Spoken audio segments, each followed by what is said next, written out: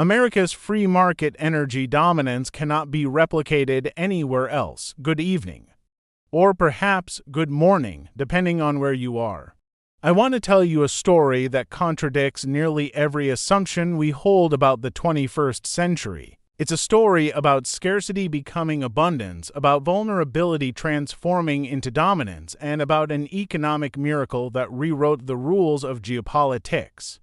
This is not a story about a single invention, it's a story about a system. It's the story of how America, through the unique power of its free market, achieved an energy revolution that is simply impossible anywhere else on Earth. Let's begin by casting our minds back, not to the present day of ubiquitous energy and low prices, but to the anxious years of the 1970s. For many Americans, this era evokes images of economic decline and national humiliation. The phrase peak oil wasn't just a theory. It was a looming reality that gripped the American psyche. We were told definitively and repeatedly that our resources were finite, our consumption habits unsustainable, and our reliance on foreign oil an unavoidable weakness that would only grow with time. The oil shocks of 1973 and 1979 were more than just economic disruptions. They were a profound psychological blow. They exposed a vulnerability that cut deep into the fabric of American society. We saw gas lines stretching for blocks, a tangible representation of our dependence on a cartel of foreign nations. The narrative was clear. America, the undisputed technological leader of the free world, was a hostage to the whims of faraway governments. This vulnerability wasn't just about high prices at the pump. It fundamentally limited our foreign policy options, dictated our economic growth, and fostered a deep sense of national pessimism. The prevailing wisdom, echoed by experts and politicians from both sides of the aisle, was that the future held only a grim choice: either transition entirely to new energy sources immediately, or accept a slow, managed decline as we ran out of conventional resources. This concept, known as Hubbert's Peak, suggested that conventional oil production followed a bell curve and we were past the apex. The only solutions discussed were large-scale, top-down government projects, massive federal subsidies for specific green technologies, or, in the words of President Carter, the moral equivalent of war to conserve what little we had left. Fast forward a few decades, the 20th century ended with America still heavily reliant on imports. But then, something extraordinary happened, something that blindsided nearly every expert and defied every peak oil prophecy. In a quiet, methodical, and profoundly decentralized process, American ingenuity unlocked vast new reserves of oil and natural gas right beneath our feet. This was not a state-led initiative. It was not dictated by Washington. It was driven by a collection of independent entrepreneurs, operating on a high-risk, high-reward model unique to the American free market. This is the Shale Revolution. It catapulted the United States from an energy importer to the world's largest producer of both crude oil and natural gas.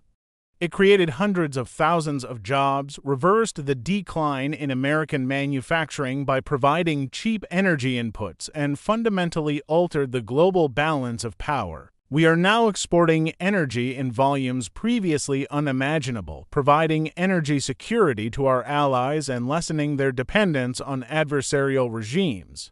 But here is the central question this documentary will answer. Why here? Why America? The geology of shale formations is not unique to the United States. Similar rock formations exist in China, Argentina, and across Europe.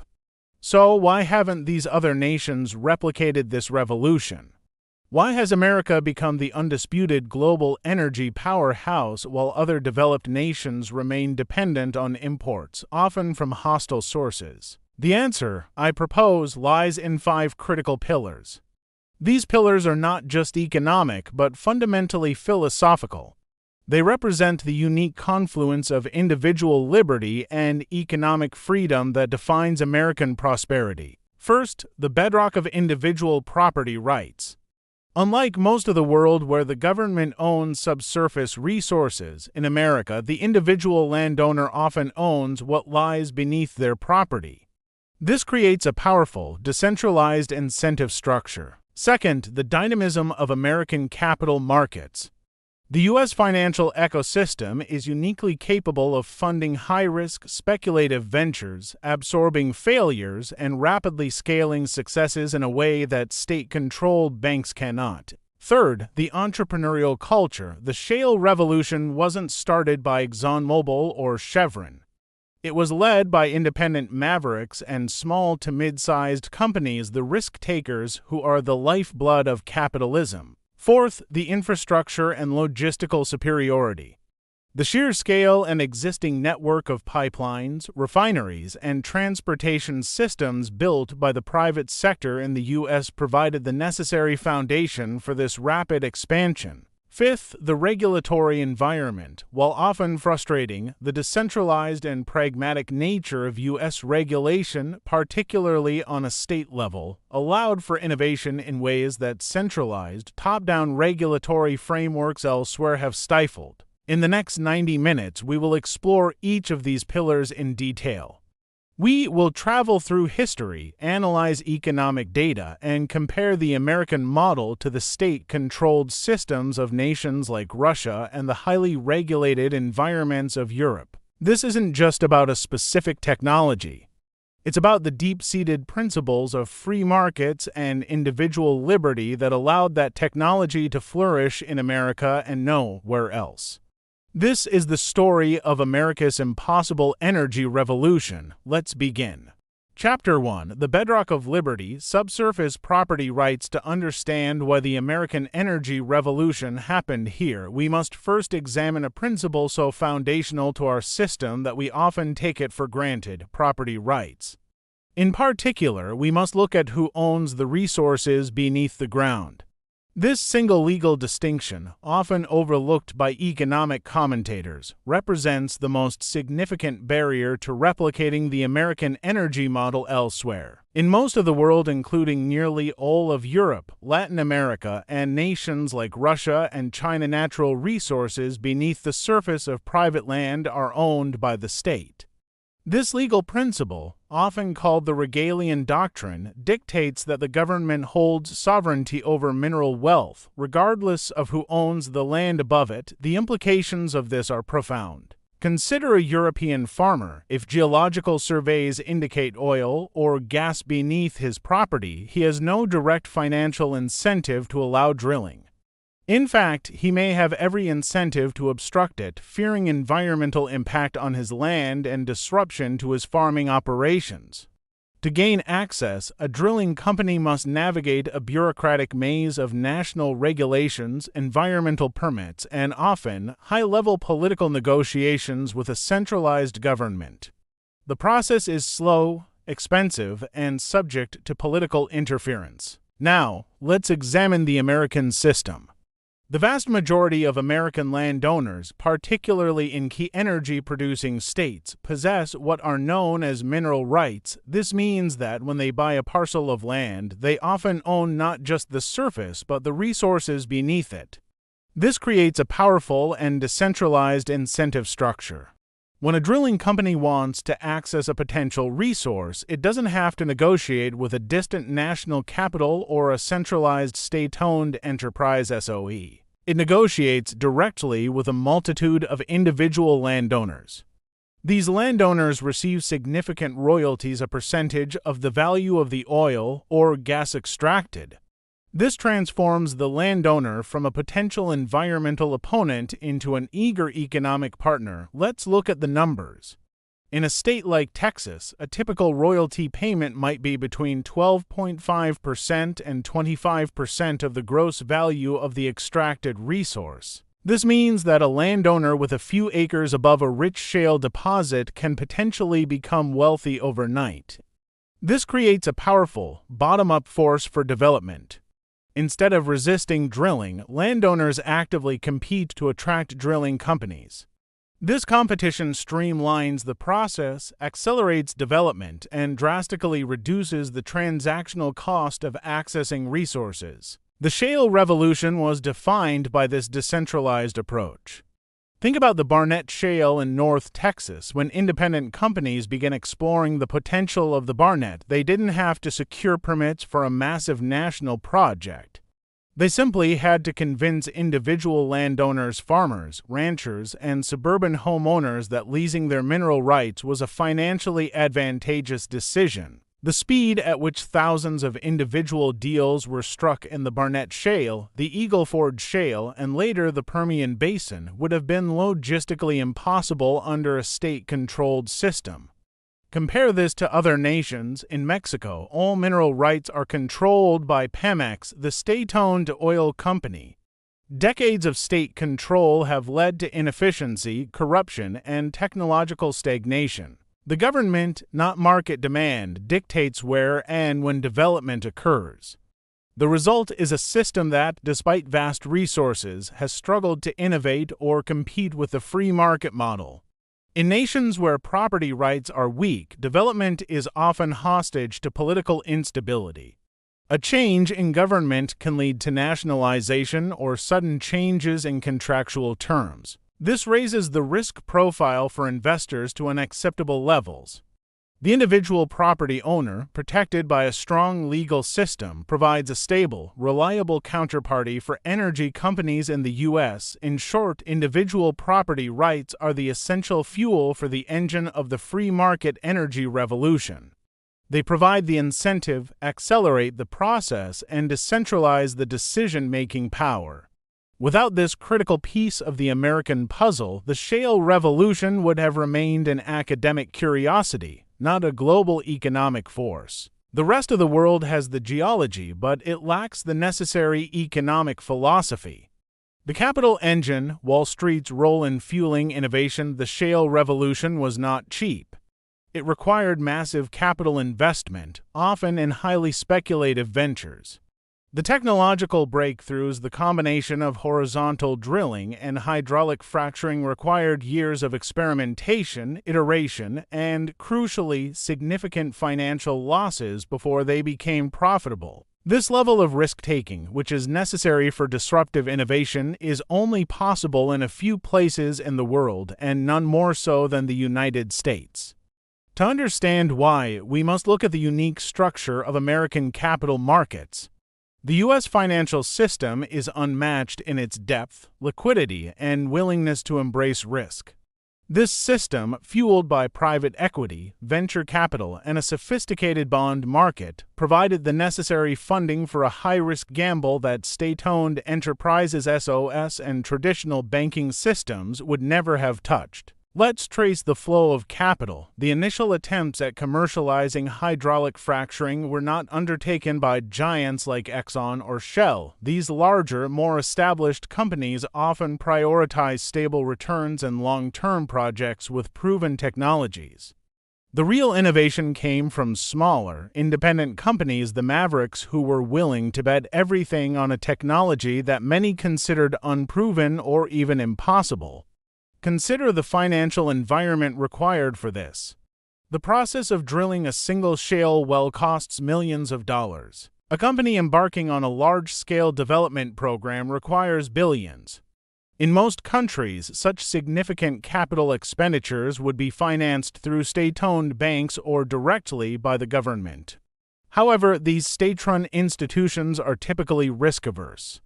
They are designed to preserve existing capital and stability, not to gamble on disruptive technologies. They are prone to political influence, prioritizing projects that serve national political goals rather than those that promise market efficiency. The American system, by contrast, thrives on risk and failure. Private equity funds, backed by institutional investors, raised vast sums specifically to invest in highly speculative drilling programs. They were willing to fund hundreds of wells, knowing that only a percentage would succeed because the potential return from a successful play would more than compensate for the failures. This decentralized model of risk distribution allowed for continuous experimentation. The high-yield bond market also played a crucial role. Independent energy companies, often lacking the stable revenue streams of major corporations, were able to issue junk bonds to finance their operations. This provided access to capital that would have been completely unavailable in more conservative European or Asian markets. Critics often look at the initial years of the shale boom, the high debt levels and bankruptcies of some early players, and declare it a failure or a bubble, but this misses the point entirely. The boom and bust cycle is inherent to free market innovation. The failures funded the learning curve. The companies that failed taught the successful companies what to avoid. This process led to continuous efficiency gains, lower costs, and ultimately a sustainable industry. A state-owned enterprise operating with a government mandate cannot replicate this process. A government-funded project in China or Russia would be managed by bureaucrats who have no incentive to take personal risk or admit failure. Innovation in SOS often moves at a glacial pace, dictated by 5-year plans rather than market signals. In contrast, American capital markets acted as a Darwinian filter, funding a multitude of experiments and allowing only the fittest, the most efficient, and technologically advanced to survive. This capital engine, fueled by private investment and embracing high risk, is a uniquely American phenomenon. It is why the revolution happened here, not in nations where a cautious bureaucratic hand guides investment. Chapter 3: The Entrepreneurial Spirit, the Mavericks Who Defied Conventional Wisdom. The story of the American energy revolution is not a story of government-mandated research or corporate monopolies. It is a story of independent entrepreneurs, the Mavericks, who pushed against conventional wisdom and risked everything on a hunch. This entrepreneurial spirit, fostered by individual liberty and economic freedom, is the third pillar that makes the American Revolution unique. The man most often associated with initiating the revolution is George Mitchell. Mitchell, a Greek-American entrepreneur from Texas, spent decades trying to unlock natural gas from the dense Barnett Shale formation. The technology of hydraulic fracturing, pumping high-pressure fluid underground to create fissures in the rock, had existed in various forms for decades. However, its application to shale formations, which were previously deemed too tightly bound to be commercially viable, was considered impossible by most large oil companies. Mitchell and his small company, Mitchell Energy and Development, were essentially alone in this pursuit. The major players, the large oil conglomerates, had already written off shale as uneconomic. They focused on conventional drilling, which offered easier and more predictable returns. This is where the difference between a free market and a state-controlled system becomes stark. In a state-controlled system, resources are concentrated in a single large entity, the national oil company. If that entity decides a technology is unviable, the entire nation stops pursuing it. There is no alternative path for a smaller, independent player to challenge the status quo. Innovation stalls when a single bureaucratic decision determines the fate of a potential industry. In America, however, the structure of the industry is decentralized. The market is comprised of thousands of independent exploration and production E&P companies. These companies operate on a high-risk model, often in a land-grab style where the first to prove a concept can reap enormous rewards. Mitchell's journey was characterized by persistent failure. For years, his company poured millions into experimental drilling techniques in the Barnett Shale. The initial results were disappointing. Many larger companies dismissed his efforts as a waste of time and money. But Mitchell had a personal stake and a long-term vision. He wasn't a government bureaucrat.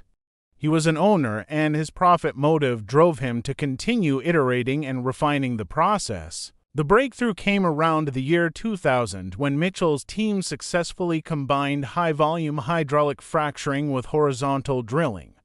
Horizontal drilling allows a single well to reach far more of the resource-bearing rock formation than traditional vertical drilling.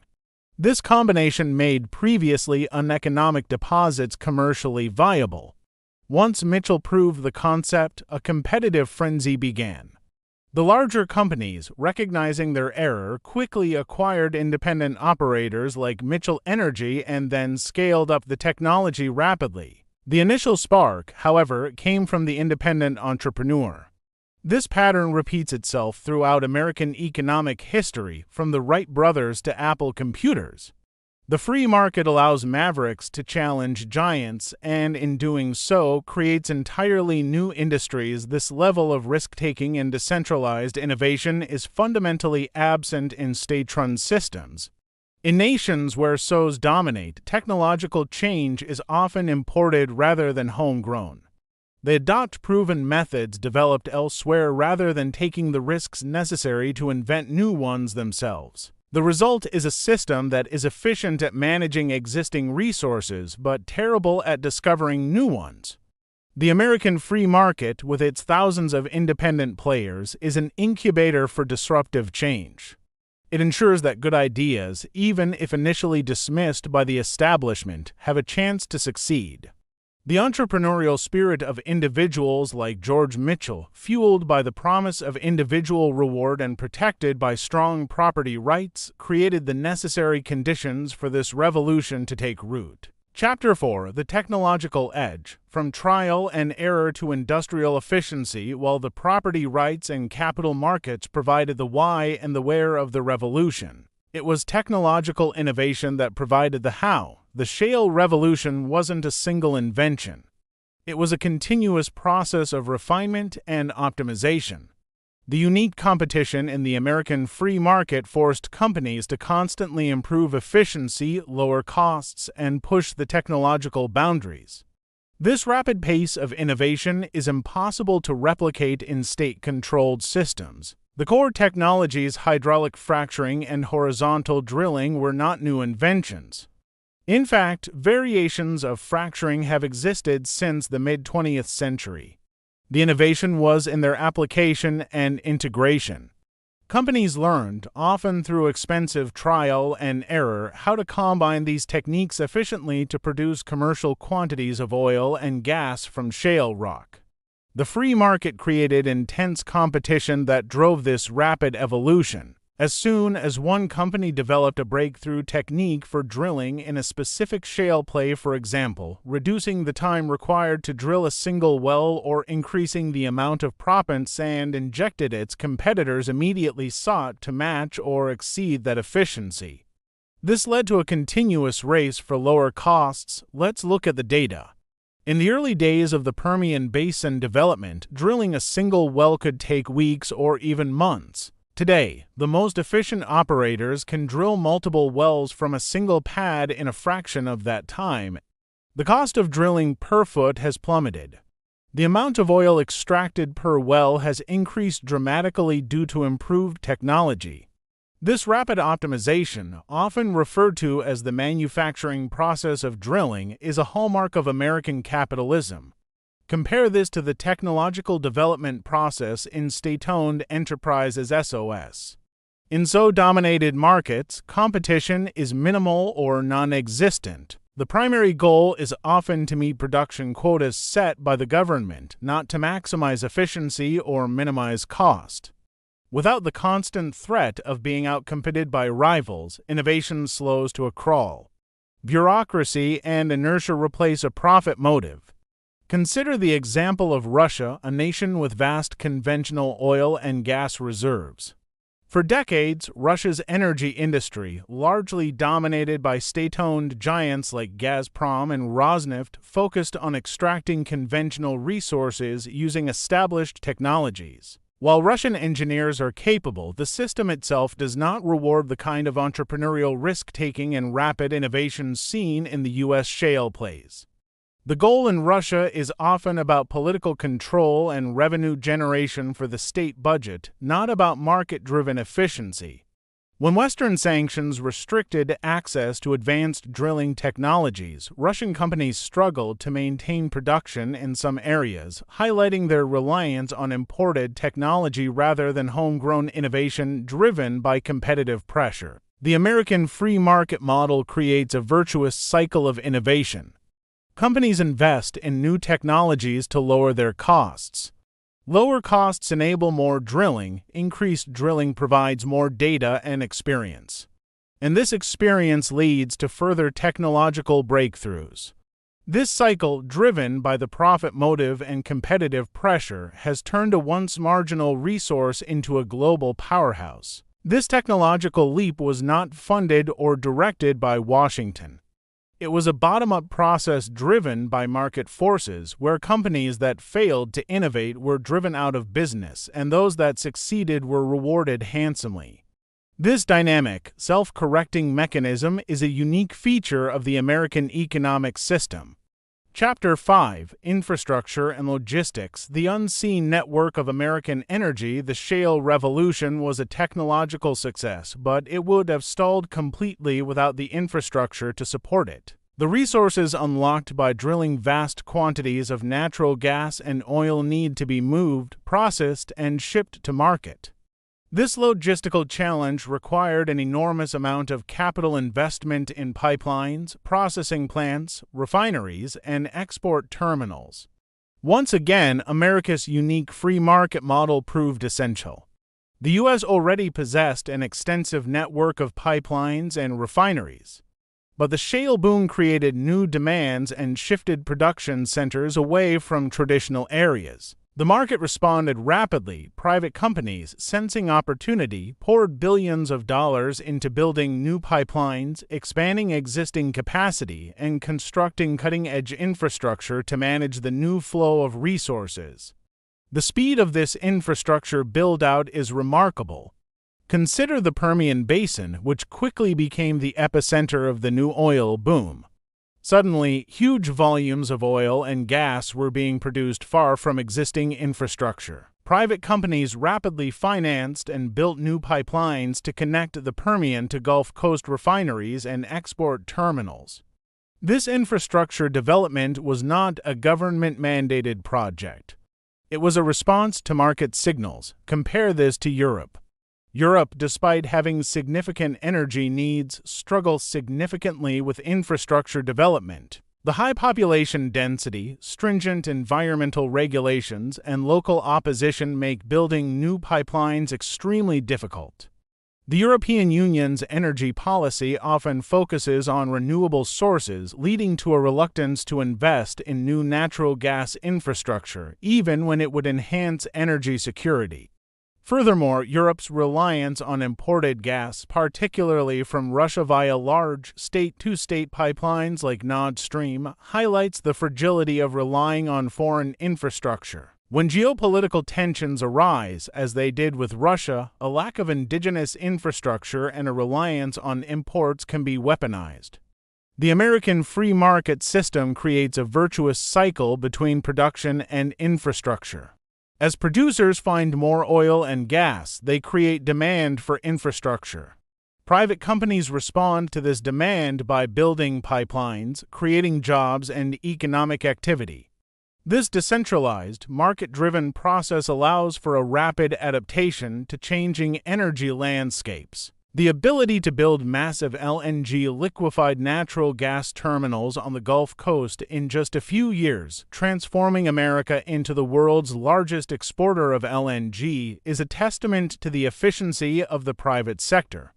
This required billions in private capital investment, facilitated by relatively streamlined regulatory processes compared to Europe and a clear profit motive. This infrastructure network is a critical component of American energy security. It provides redundancy and flexibility, ensuring that the energy produced can move to where it is needed both domestically and internationally.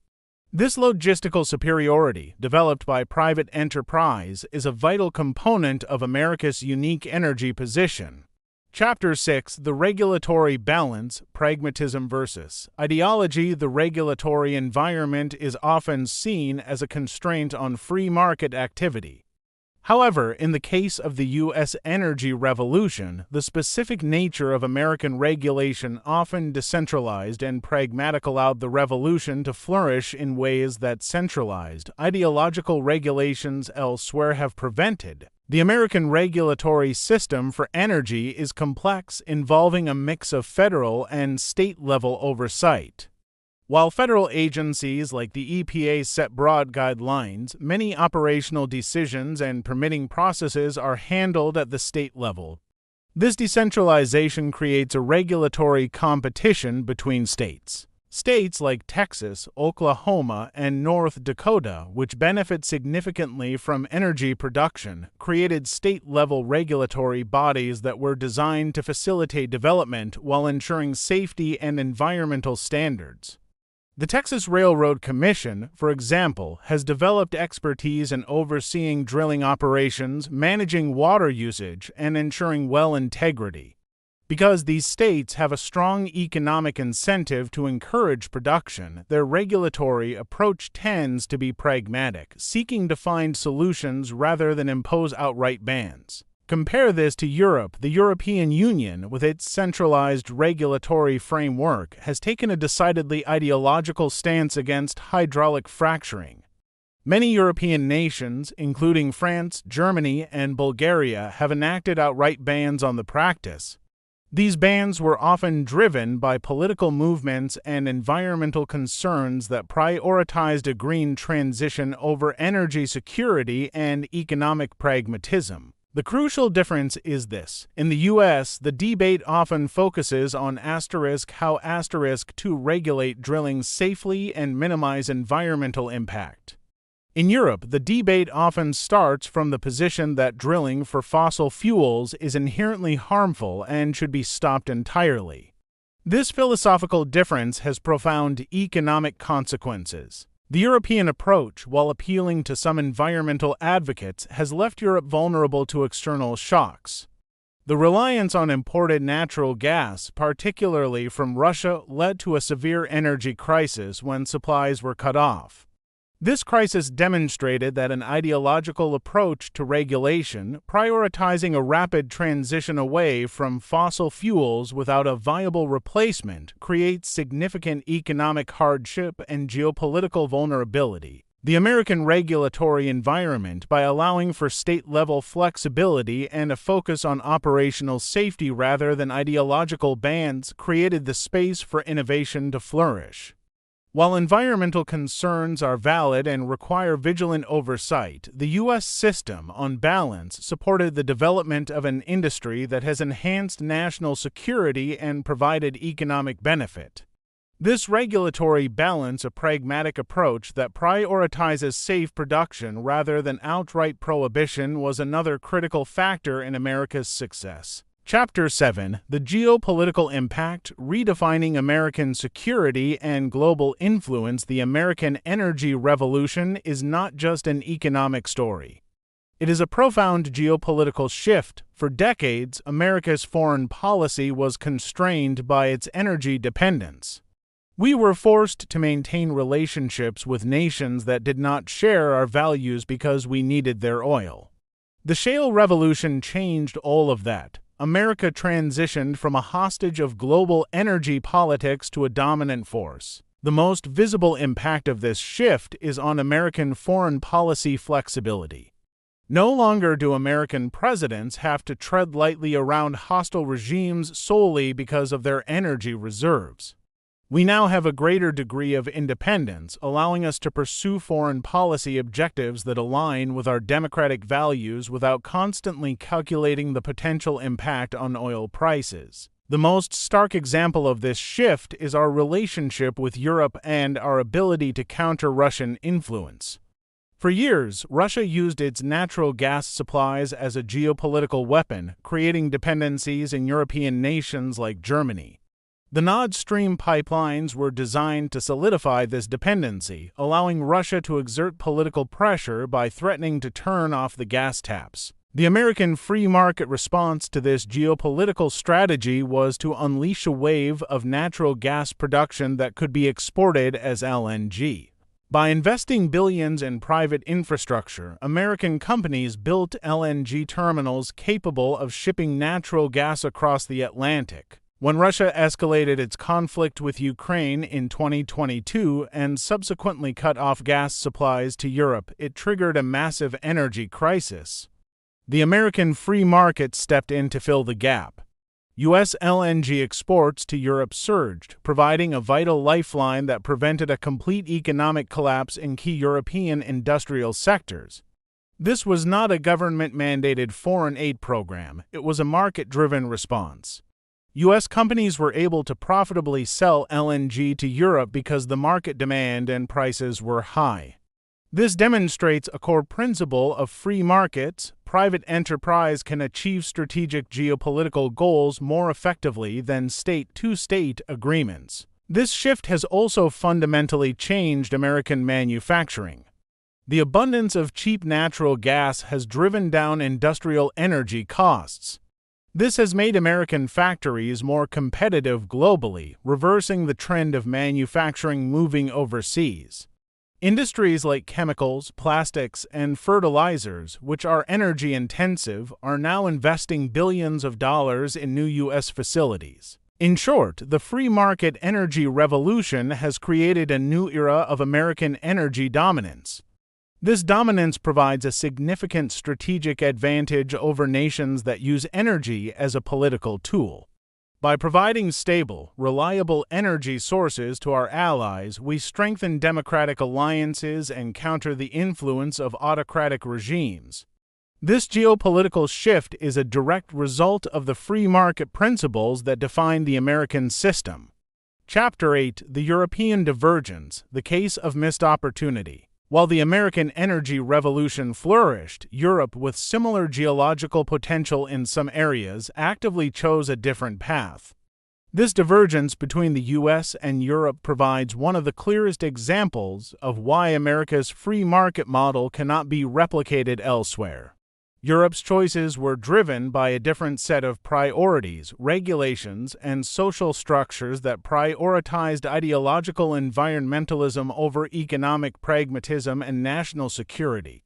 Let's look at the specific challenges in Europe that prevented a shale revolution. Lack of subsurface property rights. As discussed earlier, the Regalian doctrine, where the state owns mineral rights, is widespread in Europe. This immediately removes the powerful incentive structure that fueled development in the United States. High population density and social opposition. The population density of many European countries is significantly higher than in the American energy-producing regions like Texas or North Dakota. This means drilling operations are often much closer to residential areas, leading to widespread public opposition. In the U.S., a rancher in West Texas might welcome a drilling operation on his land for the royalty income. In Germany or France, a similar operation would face immediate and overwhelming opposition from local communities concerned about environmental impacts, noise, and changes to the landscape. Centralized and ideological regulation. The European Union has adopted stringent environmental regulations that, while admirable in intent, often make fossil fuel extraction prohibitively expensive or illegal. The precautionary principle, widely applied in European regulation, places the burden of proof on the developer to prove a technology is entirely harmless before it can be used. This contrasts with the American approach, where development is often allowed with regulations designed to mitigate risk. Case study. The United Kingdom. The UK has significant shale gas potential.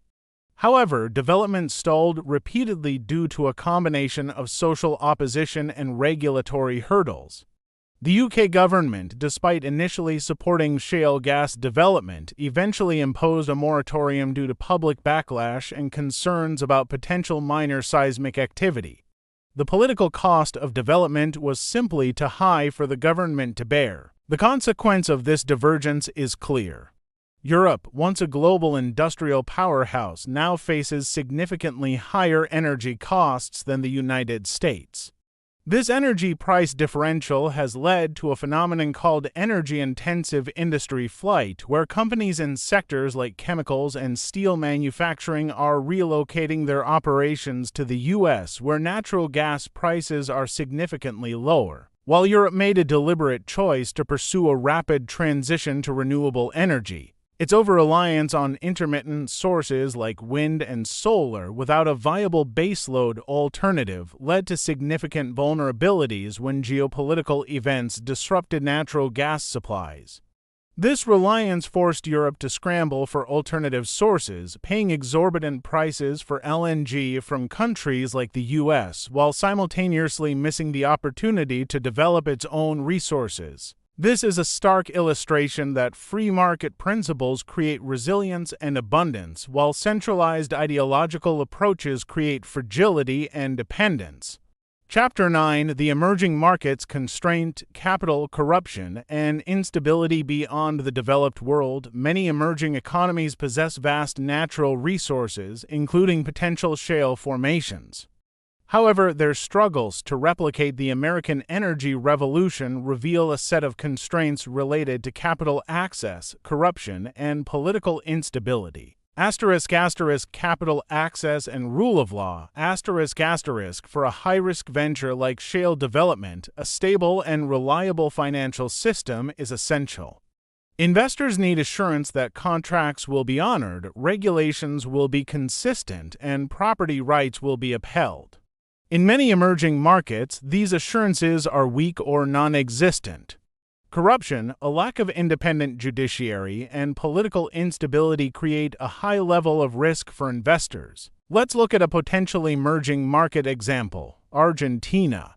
Argentina has one of the largest shale reserves outside of the United States, notably the Vaca Muerta Formation.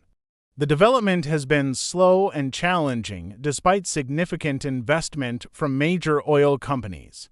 The key constraints are often related to macroeconomics, high inflation, currency controls, and the threat of government intervention. Investors are wary of sinking billions into projects where the government might change the rules, seize assets, or block profits from leaving the country.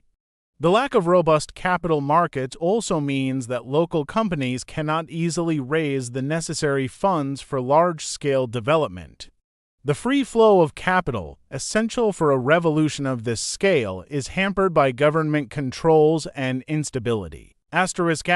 State-owned enterprises and corruption. In many emerging markets, national energy resources are controlled by large, often corrupt, state-owned enterprises. These SOS often operate as tools of political patronage rather than efficient businesses. They lack the competitive incentive structure to innovate and optimize. Furthermore, corruption adds significant transactional costs to development. Companies seeking permits must navigate a complex web of bribes and backroom deals. This not only increases costs but also discourages transparent, competitive market behavior. The example of China. China also possesses significant shale gas resources. However, its state-controlled system has faced numerous hurdles in replicating the U.S. success. While China has invested heavily in developing its shale resources, progress has been slow. The reasons are numerous: difficult geological formations, lack of necessary infrastructure, and an economic system where state-owned companies prioritize political directives over market efficiency. The lack of a decentralized, competitive market has slowed technological adoption and optimization compared to the U.S. The American free market model provides a powerful counterexample. The strong rule of law in the U.S. provides investors with confidence. Even when government regulation changes, the process is generally transparent and subject to judicial review. This stability allows for long-term planning and investment on a massive scale. In emerging markets, the combination of political instability, corruption, and capital controls makes the kind of high-risk, high-reward investment that powered the U.S. Shale Revolution nearly impossible. The American system, by contrast, provides the necessary legal and financial framework to turn geological potential into economic reality. Chapter 10: The Future of American Energy, Abundance as a Foundation for the Next Revolution. The story of the American energy revolution is not over. The abundance of domestic energy has created a foundation for future prosperity and technological leadership. This abundance, born from free market principles, is now enabling the next wave of innovation, including a more efficient and stable transition to new energy sources. The manufacturing renaissance. The most immediate impact of cheap natural gas is the revitalization of American manufacturing. Natural gas is not only a fuel source, it is also a critical feedstock for petrochemicals, plastics, and fertilizers. With lower input costs, American manufacturers gain a competitive advantage over their counterparts in Europe and Asia. This has led to billions of dollars in new investment, creating high-paying jobs and strengthening the industrial base of the country. Natural gas as the bridge fuel. The free market, through the Shale Revolution, has provided a powerful solution to climate concerns without relying on heavy government subsidies or mandates. By making natural gas cheaper and more abundant, the market has naturally displaced coal-fired power plants. Natural gas power plants emit significantly less carbon dioxide than coal plants. The transition from coal to natural gas, driven purely by market economics, has made the United States a leader in reducing carbon emissions. This market-driven transition is far more efficient than government mandates, which often force the adoption of unproven technologies or create economic distortions. Natural gas provides a reliable, dispatchable power source that can back up intermittent renewable energy sources like wind and solar. This stability is essential for maintaining a reliable power grid during the energy transition. Technological leadership in carbon capture. The focus on efficiency and innovation in the American energy sector has also spurred new technologies for carbon capture and storage (CCS). As companies strive to maintain their competitive edge, they are investing in advanced technologies to reduce their environmental footprint. This market-driven approach to environmental solutions is often more effective than top-down mandates because it leverages the power of private investment and competition. Geopolitical resilience. The future of American energy dominance also provides crucial geopolitical resilience. The ability to supply energy to allies like Japan, South Korea, and European nations enhances our national security and counters the influence of nations like Russia, which continue to use energy as a weapon. The American free market energy revolution is a testament to the fact that prosperity and environmental progress are not mutually exclusive. When individual liberty, strong property rights, and competitive capital markets align, innovation flourishes, creating solutions to problems that once seemed insurmountable. Counter-argument: debunking myths about the energy revolution. The American energy revolution has faced significant criticism, and a number of myths have developed around it. To fully understand its significance, we must address these counter-arguments head-on. Myth 1. The government created the Shale Revolution. One persistent claim is that the technology underpinning the Shale Revolution was developed by government research programs. While it is true that government research, particularly in the 1970s and 1980s, explored certain concepts related to hydraulic fracturing, it fundamentally ignores the critical role of private entrepreneurship in commercializing and executing the technology. The government research programs explored techniques for stimulating tight gas reservoirs, often in vertical wells. However, the commercial breakthrough required combining this technique with horizontal drilling and high-volume fracturing in specific shale formations, a process deemed unviable by most of the time. The government's contribution was foundational research, but the entrepreneurial risk, iterative experimentation, and large-scale commercial application were entirely driven by the private sector. As we discussed in Chapter 3, George Mitchell and other independent producers were the ones who persisted through years of financial losses to develop the viable technology. Without the incentive structure of individual property rights and the risk capital from Wall Street, the government research would have remained theoretical. The free market took an idea and transformed it into an industry. Myth 2. The shale industry was just a bubble fueled by cheap debt. Another common critique focuses on the financial volatility of the shale industry, particularly during periods of low oil prices. It is true that many companies took on significant debt during boom times, leading to bankruptcies during busts. However, this is not a sign of failure, it is a feature of a competitive, high-growth market. The boom and bust cycle is inherent to free markets. It is a necessary mechanism for innovation.